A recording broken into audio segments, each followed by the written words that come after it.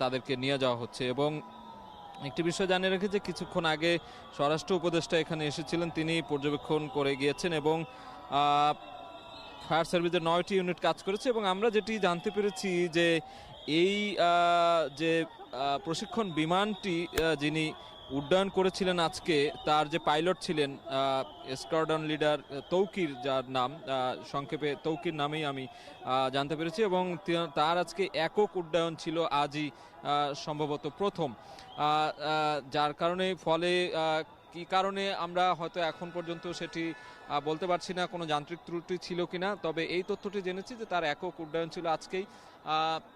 তার পরবর্তীতে কিন্তু এই যে মাইলস্টোন কলেজের যে ভবন, সেই ভবনে এসে সেটি বিধ্বস্ত হয় এবং বিধ্বস্ত হওয়ার পর এখানে অগ্নিকাণ্ডের ঘটনা ঘটে এবং সেই ঘটনায় অনেকেই দগ্ধ হয়েছেন। আমরা সামাজিক যোগাযোগ মাধ্যমে অনেকগুলো ছবি দেখেছি, অনেকগুলো ফুটেজ দেখে আসলে যেটি বুঝতে পারলাম যে একটি হৃদয় বিদারক ঘটনাই কিন্তু এখানে হয়েছে।